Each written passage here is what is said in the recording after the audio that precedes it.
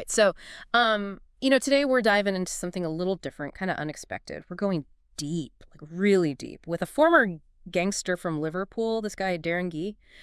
And no, we're not glorifying crime here or anything like Right, that. of course not. Yeah, no, this is about, finding those unexpected nuggets of wisdom, right?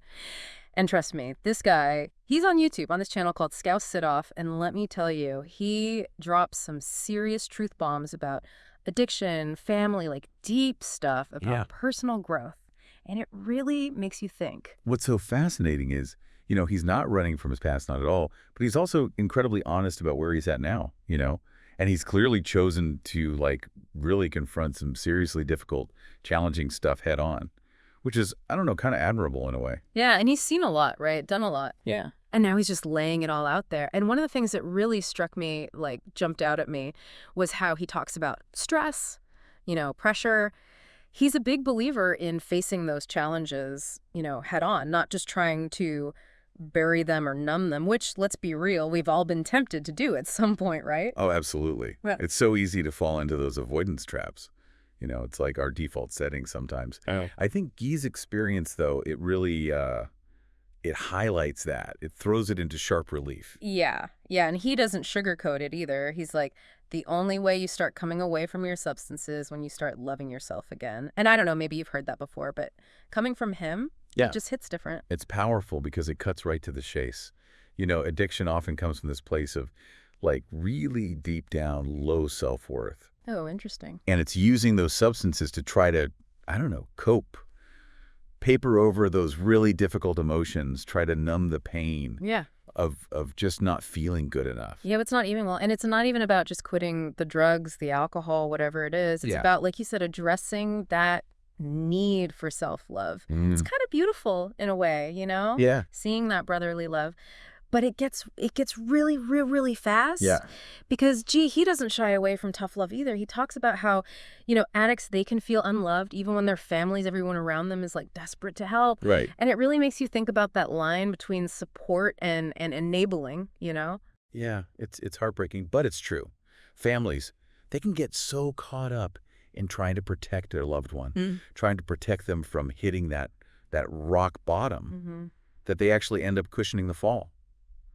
And that just, it just prolongs the whole cycle. Totally. You think you're building a safety net, but they just keep falling further and further. Exactly. And he's a big advocate for setting boundaries, even if it seems harsh, even if it feels harsh in the moment. It's about, I think, empowering the individual, right? Uh-huh. Giving them the power to actually take responsibility for their own choices, their own recovery. It's like saying, look, I love you, but I can't let your addiction control my life too. Right. It's tough. Setting those boundaries, it's incredibly difficult, but it can be that thing that pushes them, that allows them to finally choose themselves. It's true. It's so easy to listen to someone like Darren, right?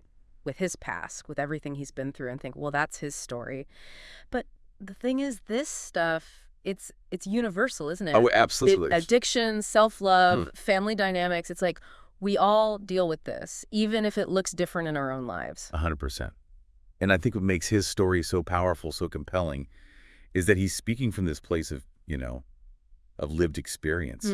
There's a realness and authenticity to what he's saying that just you don't always get. You can tell he's not reading from a script. He's been in the trenches personally with his brother, and he's come out the other side. And that just, it gives his words this weight, this depth that you can't ignore. He gets it.